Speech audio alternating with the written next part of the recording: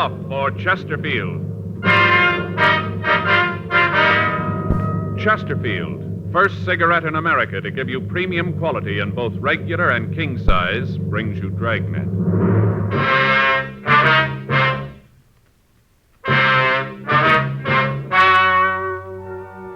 Ladies and gentlemen, the story you are about to hear is true.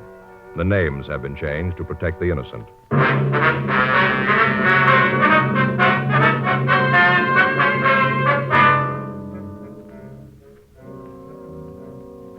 You're a detective sergeant. You're assigned to juvenile division. You get a call from a high school principal. A young boy has caused a near riot in his classroom. Your job? Investigate.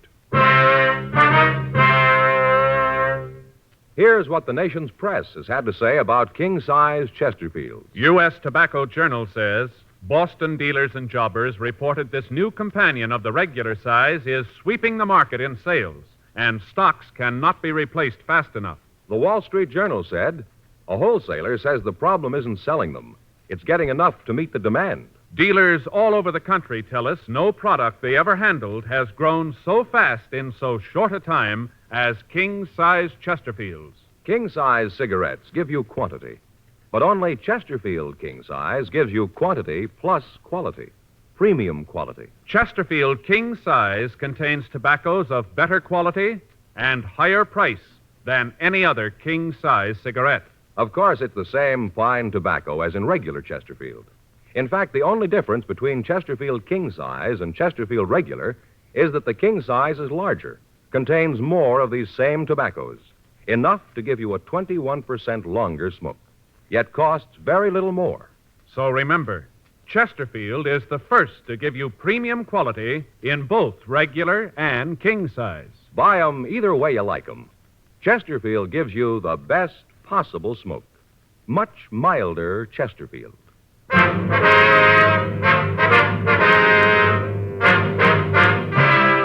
Dragnet, the documented drama of an actual crime. For the next 30 minutes, in cooperation with the Los Angeles Police Department, you will travel step by step on the side of the law through an actual case transcribed from official police files. From beginning to end, from crime to punishment, Dragnet is the story of your police force in action.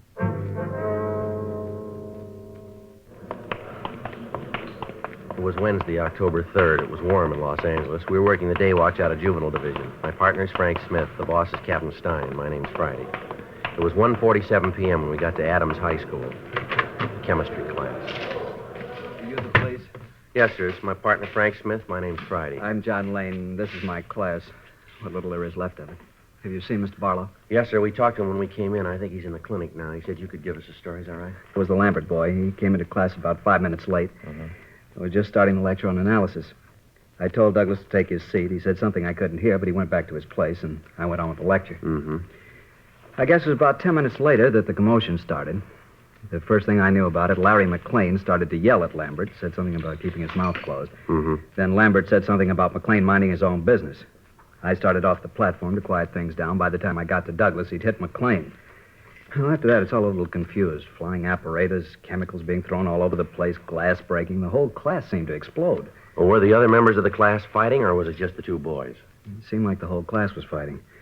At the time, it seemed like the whole school was in the room, all throwing things. Mm-hmm.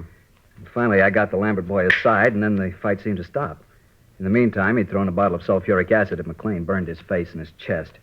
The ambulance took him to Georgia Street Receiving Hospital, and a nurse here gave him first aid. Well, do you have any idea what started the argument here? No, I'm not sure. As I got it later, it seems that Douglas made some remark about a young girl working next to him. I didn't hear it, but I gathered that it was a pretty filthy statement. McLean heard it, and that's when he told Douglas to keep his mouth closed. Mm-hmm. Lambert is known as a sort of troublemaker then, is he? Yes, and it's so hard to understand. Sir? Well, up until just lately, I'd say the last 2 months or so, he was a model student. He had a straight A average. I wonder if we could see the boy. I guess so. There isn't anything much I can do here. Terrible. It'll be a couple of weeks before I can hold a class in here again. It's terrible. Yes, sir. The clinic's down here. Have you any idea what might have caused this change in the Lambert boy? Well, I have my own suspicions, but he's only 15. It's hard to believe. What's that, sir? When he came into class today, I think he was drunk. Oh, why do you say that? I noticed that when he came into the room, he wasn't very steady on his feet. It'd have to be something like that to make him do this. Then, too, when I grabbed him when they were fighting, I thought I smelled liquor on his... Oh, we go in here. Fine. Here's the boy. Douglas, Yes, sir. these men would like to talk to you. Yes, sir. They're from the police. Mr. Friday, and this is Mr. Smith. Hello? How are you? Sit down, son. Yes, sir. How's Larry? I don't know. They took him to the hospital. If you don't mind, Mr. Friday, I'll check with the nurse, see how badly Larry was hurt. Yes, sir. Go right ahead. Now, son, you want to tell us what this is all about? There's not much to tell. Larry and me got in a fight. Well, what started the fight, son? I don't know. He just wanted to cause trouble. Him and me never have gotten along. Always had trouble. You been drinking, Doug? Why do you ask that? Because I want to know. Have you been drinking? How about it, boy? No. Where would I get something to drink? Well, now, something's a little wrong here, son. According to what Mr. Lane tells us. Looks like you might have been drunk when the fight started. He tells us that you said something to a young girl in the class. That's what started the whole thing. You know he's lying? Is he? Sure. He's on Larry's side. The two of them are real thick. That's not what he told us, Doug. From what he said, he's pretty fond of you. Said he couldn't figure out what happened to you lately. Well, he's okay, but why does he say I was loaded? That's a stupid thing to say. Yeah, especially if you weren't. I'll tell you what, Doug. Hmm? Let's get a traffic investigation car over here and take a toxometer test, huh, just to be sure. Why? What'll that prove? I'll straighten it out once and for all, whether you're drunk or not. How about it, boy? Shall I call the car? Doug? No, you don't have to do that. I had a couple of drinks. Nothing serious, though. Just a couple of drinks. Nothing wrong with that, is there? Where'd you get the liquor, son? I don't remember. No, this won't work, boy. We'll find out. You know that. Well, I don't see what difference it's going to make where I got it. I've been drinking a couple of years. I know how to handle it. I know what I'm doing. Mr. Friday? Yes, sir? See you a minute. Well, sure. What's going on? Something wrong with Larry? I don't know, son. I thought he was okay when they took him to the hospital. The nurse said she took care of it. They said he was going to be okay. All right, boy. Let's go. Where are you taking me? We want to talk to you downtown. Something has gone wrong, hasn't it? Something's wrong with Larry. He's dead. No, son. Larry's all right. He's burned, but he's going to be all right. You're lying. I know. You want to take me to jail. No, that's not true, son. We just want to find out where you got the liquor. Yeah. Well, I haven't done anything. A couple of drinks, that's all. What's the harm in that? Come on, son. You've got a lot to explain. Okay, take me in. Put me in jail. I don't care what happens. Yeah, you've already proved that. 2:26 p.m. Frank and I talked to Charles Barlow, the vice principal of the school. He told us the same story that we'd gotten from John Lane. He said that until a few months before, Douglas Lambert had been a model student. He was above average in his classwork and took part in all school activities. Suddenly, and without apparent reason, he had become the #1 troublemaker in his class. His attendance record became one of the worst, and his attitude toward his teachers was arrogant and discourteous. The principal told us the same attitude was being displayed by other students in the school. We notified Mrs. Lambert that we were taking him to Georgia Street Juvenile for questioning. We filled in Captain Stein on the developments, and then Frank and I questioned the Lambert boy. He was sullen and uncooperative. I don't know what you want with me. A little fight, that's all it was. Why are you guys trying to make something big out of it? You've already done that, Doug. Maybe you don't know what you've really done. Maybe we ought to fill you in on a few things. That might not be such a bad idea. Tell me how I'm a criminal. Tell me I was a bad boy. Go ahead, tell Now, me. don't get smart, son. What do you want me to do? Sit here and listen to you guys yak at me? You expect me just to sit here and let you guys tie a rap on me that I haven't got coming? You got one thing on me. I had a couple of drinks, that's all. A couple of drinks. No harm in that. I don't feel so good. Why don't you guys leave me alone? I got a headache. Larry McLean's got more than a headache. So the kid shouldn't have started anything he couldn't finish. He wanted to be a big man in front of the class. He was. Now he's hurt and he's trying to blame me. It won't work, cop, and you know it. That's enough of that. I'm a minor. You can't touch me. That's the trouble with you, kid. You think because you're under 18, the laws don't mean you. You can't touch me and you know it. Don't worry, Doug. Nobody's going to touch you, but let me tell you a couple of things. You sit here and figure you're a big man, a real tough kid. You don't have to tell me. Well, I'm going to tell you. I'm getting sick and tired of having kids like you waltz around the streets, your minds and hands filthy, bragging about what big men you are. You do what you want. You don't care about what it means to the people around you. How you hurt them doesn't matter. Everything's fine until you do something wrong and we nail you. Right away, you start screaming minor, that you're a juvenile, just a kid acting normal. You steal a car for a joyride. An officer starts after you. You don't care who gets in front of the car as long as you get away. You don't let anybody stand in your way. Men, women, kids, they're all the same to you. Run them down. Show them that you're just a healthy kid out for some fun. After all, you're just a kid. The laws weren't meant for you. You're different. Well, there's another kid lying in a hospital right now. He's got real trouble. He got in your way. He didn't feel that you had any special rights. Be a big man, Doug. You go tell him that you knew what you were doing when you threw that acid at him. You tell him that you were just having a little carefree fun. Tell him that you know how to handle liquor. Tell him that he's going to spend a long time with a plastic surgeon because you're just a kid. You tell him that his face is going to be like that because you're just a normal, healthy, growing boy. I hope you're real proud of yourself. I hope you feel good. You've burned it right into your brain. There isn't any place you can go to get away from it. All right, boy, let's go. Wait a minute, Mr. Friday. Yeah. I'm sorry. I'm sorry I acted like that. All right, you want to try to make things right with Larry? You want to help us out on this thing? Yeah, I guess so. Where do I start? Where'd you get the liquor? A place near school. Kids call it Sam's Club. What's the address? I don't know. I'll show you the place. You say it's a club? Well, sort of. You have to know the ropes before you can get in the place. What do you mean, the ropes? Well, they only let kids in. You ring the bell to the house, and then when they answer, you stand there with a $5 bill in your hand. Mm-hmm. That way they know you're okay. Who is this Sam? I don't know his last name. The kids just call him Sam. He run this place all by himself? No, there's his wife, Inez. She's usually around. Just these two around the place, then, huh? Yeah, that's all I know about. It always seemed to me that Inez was really the brain. She was always telling Sam what to do. How'd you find out about this place, Doug? One of the kids at school told me about it. He took me there one night. Then after he introduced me to Sam and Inez, I started to go there by myself. What's it like inside? They have a bar or anything like that? Oh, yeah, you walk into the living room, and there's a big bar along the right wall. All chrome and leopard skin. Real nice. There's a few tables around and a record player. Yeah. They sell anything else in this place besides liquor? I don't think I know what you mean. You know what we mean, Doug. Yeah, I guess I do. Well, how about it? Well, yeah, you can buy tea if you want it. This $5 routine, what happens to it? Well, drinks are 6 bits apiece. Sticks are $1.50. If you want to give them the 5 as you come in, you can have as much as you want. Otherwise, you pay for each thing as you get it. You ever smoke marijuana? Well, almost all the kids there do. How about you? If you don't, the other kids call you a coward. Well, you still haven't answered the question. Yeah, I've smoked it a couple of times. Can you give us the names of the other youngsters who go to this place? Well, wait a minute. I'll help all I can, but I'm not going to be a squealer. I don't think it's squealing, Doug. Yeah, well, you don't have to give the names. Why not look at it this way, boy? You got trouble because of this Sam and Inez. Now, the same thing could happen to one of the other kids that go to this place. You want that to happen? No, Well, but... the best way to see that it doesn't is to tell us all you know about the place. Isn't that right? I guess so. I'll give you the names. Do they allow girls in this place, too? Yeah, as long as you know the $5 bill gimmick, anybody can get in. They allow adults? No, if they figure you're over 18, they won't let you in. Especially at the Saturday night parties. What kind are those?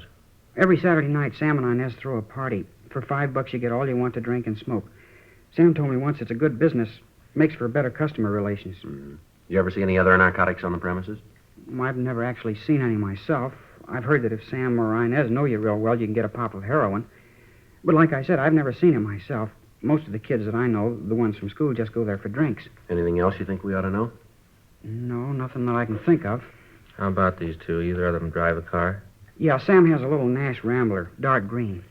Once in a while, when we stay over at lunchtime or when we're late getting home, he drives us home or back to school. All right, Doug. Your mother ought to be here by now. If we need your help in getting Sam and Inez, we can count on it, huh? Yeah, I'll help all I can. Okay, son. Let's go. Say, Sergeant, Yeah? I'm sure sorry about the way I acted. Really made a fool of myself. I hope you'll forgive me. That's all right. But you'd think there'd be an easier way, wouldn't you? What's that, son? To grow up.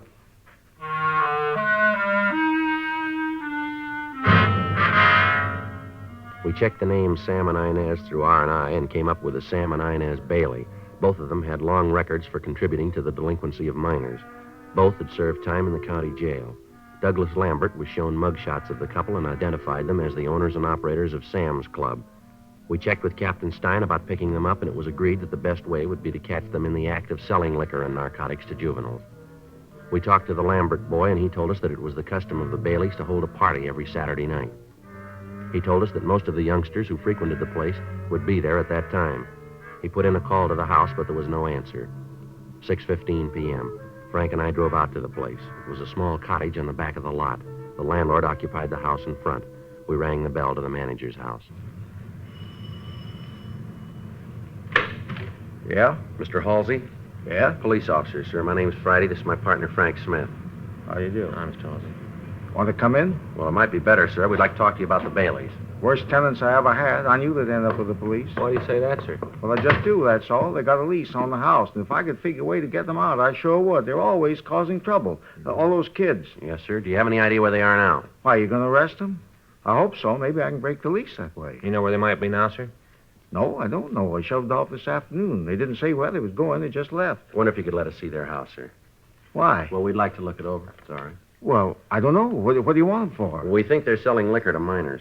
Yes, they do a thing like that. The noise they made, the neighbors on both sides have been screaming. Can you let us into their house? You just bet I can. Wait, I'll get the key. Here's someplace. But, put in one of those little key rings. You know the kind with the rabbit's foot? Yes, sir. Sorry to keep your officers waiting. I know I'm always the way. If you want something, you can always lay your hand right on it. And then when you're looking for it... Oh, here it is. See, that rabbit foot. Yes, sir. Well, you can go out the back door, this way. All right, fine. Well, what are you looking for? What do you figure you'll find back there? We're not sure, sir. Frank, Yeah, Joe? you want to stay out here and let us know if they come back? Yeah, I'll wait in front of the house. All right.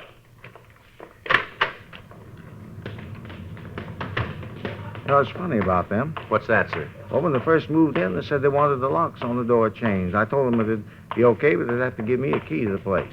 They had quite a ruckus about it, but I stood my ground. They wasn't going to buffalo me, no, sir. Here, I'll get the lock. All right. Okay. Gee, smells like they haven't had a window open in a year, Sergeant. Yes, sir. Look what they've done to this room. They built a bar and everything. You sure were right about them. I think I can break the lease on this. I'm pretty sure. It says in the contract that they can't do any building without my permission, and I certainly didn't give them any okay on this. Yes, sir. This is the dining room? Yeah, that's it. Just pull those doors back. What's that smell, Sergeant? I'm not sure, but I think it might be narcotics. Drugs. I knew it. I knew it all along. Oh, just wait till they get back. I'm really going to tell them. I really am. Rather you didn't do that, sir. What? Rather you didn't let them know that we were in here, that you know anything about this. Well, why? You're going to arrest them, aren't you? You're not going to let them get away with this. No, sir, but we understand they've got a party planned here tomorrow night. If we wait until then, we can make a charge stick. Oh, you mean they're going to have a drunken brawl? The kids here smoking marijuana, taking heroin, and stuff like that? Well, we're not going to let them go that far, sir. We're going to need your cooperation here, Mr. Halsey. Well, what do you want me to do? Well, sir, we want to install listening equipment in here. We'd like to use your house. You mean you're going to bug the place? Well, yes, sir. We'd like to put in microphones. Well, will it hurt the property? I mean, would you have to put nails in the walls, stuff like that? No, sir, I don't think so. Oh, well, then you can do it. Yes, sir, I want to help, Sergeant. That's the trouble with people nowadays. They don't want to help. You just go right ahead and put your microphones in, just as long as you don't have to nail anything in the walls. All right, sir. If we could go back to your house, I'd like to use the phone if it's all right. You bet. Closing that so they won't know anybody's been here, huh? Yes, sir. Uh-huh. Don't guess if I leave any fingerprints on the door, it'll hurt. No, sir, I don't think it will. No. Can't be too careful, though. But then I guess you know all about things like that. Yes, sir. I'll go around front and get my partner. Yeah, sure thing. You fellas all work in teams like this? Yes, sir, most of the time. Well, I never knew that before. Do you have any idea at all where the Baileys might have gone? They give you any indication at all, sir? No, I saw them leave this afternoon, just got in the car and left. Did they take any luggage with them, suitcases, would you know? Not that I could see, no. Ah, you find anything? Yeah, the bar's in the living room. Oh, then what the Lambert kid said was true, huh? Yeah, it looks that way. Tell them about the dope in the dining room, how you open the door and smell the fumes. Marijuana? Yeah, it smelled like that. Find any? No, I didn't go over the place too good, and I thought if we were going to wire the place, we'd better get on it. Yeah. If we could just use your phone, sir? Oh, yeah, you bet. Come on in.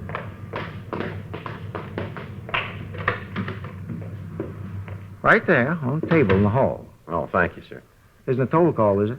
No, sir? Well, of course, not that it make any difference. Just thought I'd ask. Yes, sir. You figure this will get in one of those detective magazines? Well, I don't know, sir. We got nothing to do with that. Well, of course, I didn't figure that you did, but if it does, I hope they spell my name right. It's S-E-Y. Uh-huh. Yeah. Some people forget the E, you see. Spell it with just the Y. 2838, please. Asdale, it's Joe Friday. I want to install a dictograph at 825 North Lucerne. Yeah, 825 North. Mm-hmm. Right away. Yeah, well, you know better than I do. When you see the place, you can figure it. Yeah, the house in the front of the lot. What? Oh, maybe 30, 35 yards? Yeah, okay. Right away. Yeah, good. We'll be in the house in front. Yeah, all right, we'll see you then. All set? Yeah, Asdale's coming right out. Good. Say, Sergeant, Yes, sir? I just happened to think of something. Might not mean anything. What's that, sir? The other day, I think it was Monday. Yes, I'm sure it was Monday because I just come back from the laundry. I always pick up my stuff on Monday. Yes, sir. Well, when I came back, I met Mr. Bailey. He was putting around with the car. I asked him if he was going to take a trip. He said no, but he said he might get out of town for a little bit. Asked him if I knew anything about the roads. What roads, Mr. Halsey? Down to Mexico.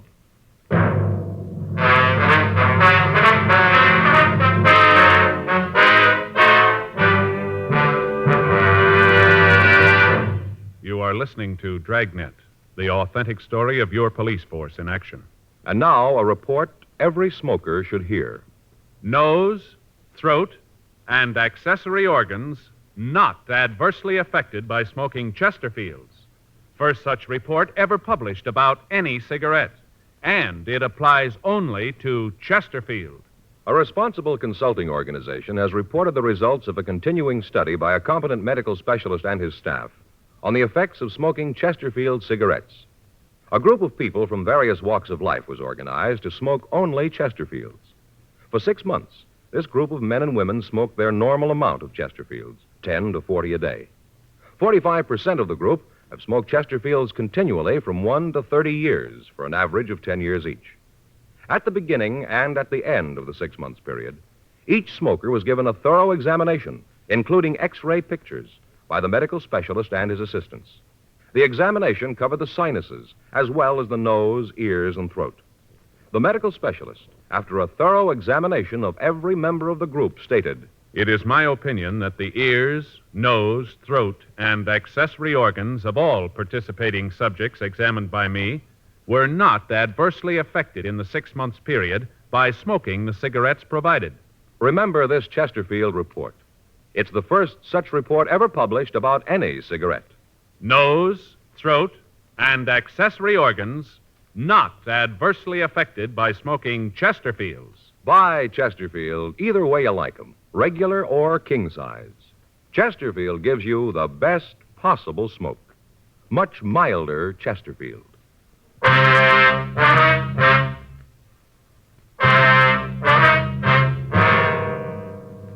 The men from the crime lab arrived and installed the listening equipment. A stakeout was placed on the house, but the Baileys failed to return that night.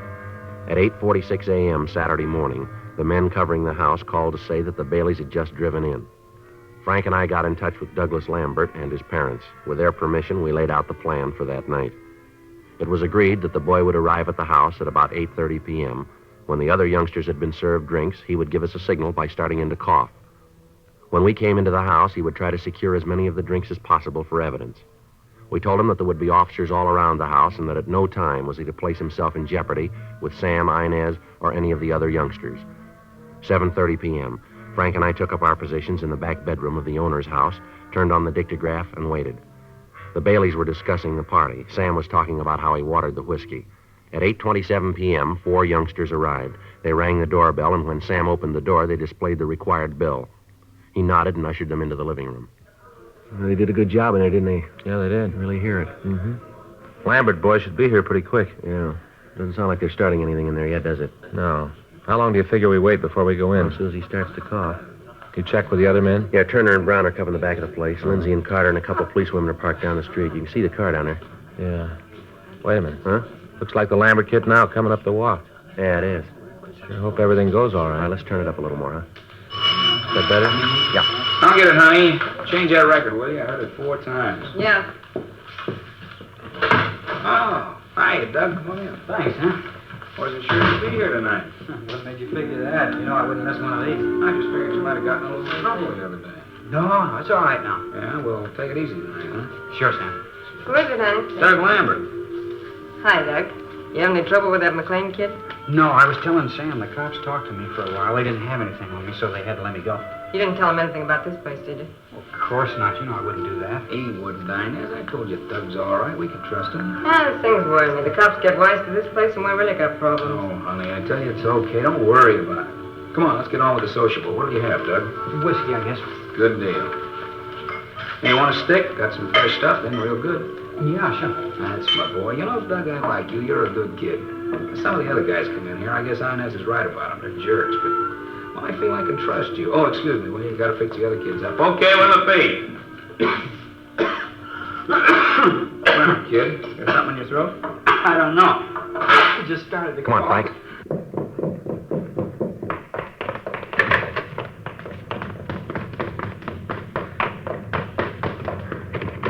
door's locked. Let's hit it. What's going on? Who are you guys? Police officers, you're under arrest. What for? What are you trying to pull? Hold it, everybody, right where you are. Did you hear it all, Sergeant? Yeah, Doug, we did. Hear what? You in on this, Doug? I told you not to trust any of them. I told you, but you wouldn't listen. You want to kill the phonograph, Frank? I got Where do you it. get the marijuana, Doug? Out of that drawer, there in back of the bar. There's nothing there. Right here, Doug? It was way in the back. Shut up, you. Al. What about these, Sam? I don't know what you're talking about. I never saw those before. All right, mister, let's go. I'll get Turner and Brown. They can take care of the kids. Right.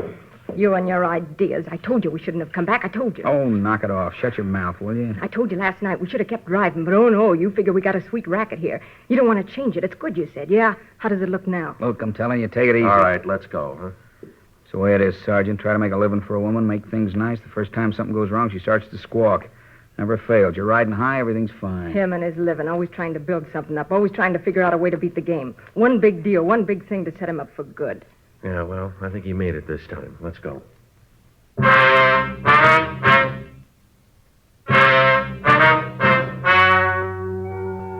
story you just heard was true. The names were changed to protect the innocent. On January 14th, trial was held in Department 89, Superior Court of the State of California, in and for the County of Los Angeles. In a moment, the results of that trial. Now, here is our star, Jack Webb. Thank you. Friends, as you know on Dragnet, we've always tried to emphasize the importance of facts. And when we talk to you about Chesterfield, we give you the facts. You heard the report George Fenneman read earlier. Nose, throat, and accessory organs not adversely affected by smoking Chesterfields.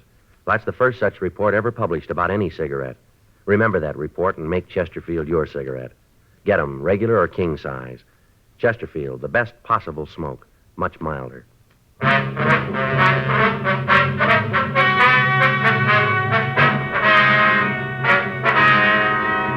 Samuel G. Bailey and Inez R. Bailey were filed on under the Health and Safety Code, Section 11,500, possession and sale of narcotics, and found guilty on one count.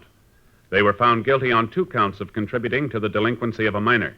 Violation of Section 11,500 of the Health and Safety Code is punishable by imprisonment in the state penitentiary for a period of not more than 5 years or imprisonment in the county jail. Contributing to the delinquency of a minor is punishable by imprisonment in the county jail for a period of not more than 1 year. The boy, Douglas Lambert, was made a ward of the juvenile court. Ladies and gentlemen, where the community chest is at work, Red Feather Services, like youth programs and clinics, hospitals, and the USO, give direct help to 2 families out of 5 every year. And indirectly, everybody benefits. Because community chest services make America's cities and towns healthier, happier places to live. So give generously to your community chest. Pledge enough for all the community campaigns that are united under the Red Feather banner.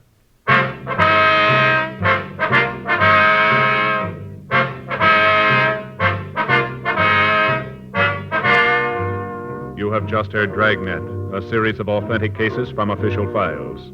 Technical advice comes from the Office of Chief of Police W.H. Parker, Los Angeles Police Department. Technical advisors Captain Jack Donahoe, Sergeant Marty Wynn, Sergeant Vance Brasher.